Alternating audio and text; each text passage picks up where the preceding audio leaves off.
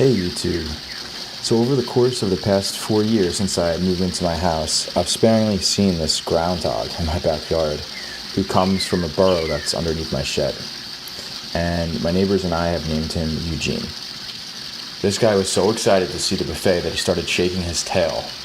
I tried looking up to see if that's a real thing, groundhogs shaking their tail if they're excited, but I couldn't find anything online. So if there's any groundhog experts watching this, please let me know in the comments. Yesterday he came over, knocked down one of my plants, and then went to the morning glory buffet.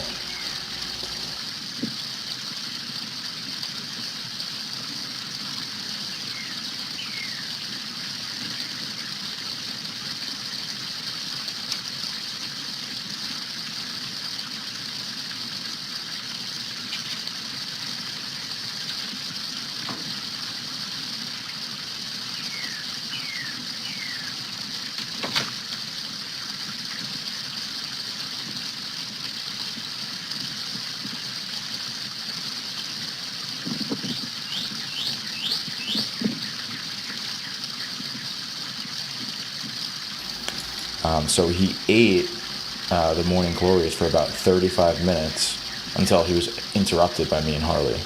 So I had no idea Eugene was in my side yard munching away when I turned the corner with Harley, and they both had like a stare down. I obviously didn't want Harley to get in a fight with the groundhog, so I quickly pulled her away and put her inside. Harley.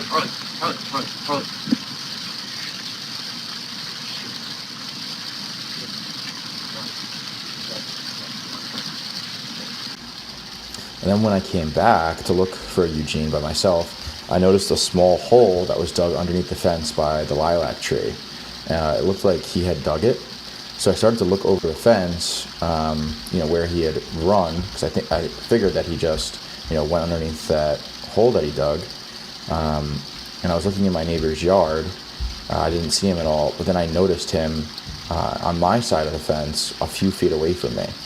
And as soon as we made eye contact, he darted away and ran face first into the small black fence that I had put around my pond. You can see on the video here. And you can't see it on video, but he then quickly recovered and impressively jumped on it and hoisted himself over with his claws, and then went back into his hole underneath my shed. So I'm hoping that this encounter will scare him away from coming in my yard again, just because I really don't want him to be there with Harley and then potentially get into a fight. So another reason too is I really don't want him burrowing too much underneath the shed and potentially tearing a hole in my pond liner here.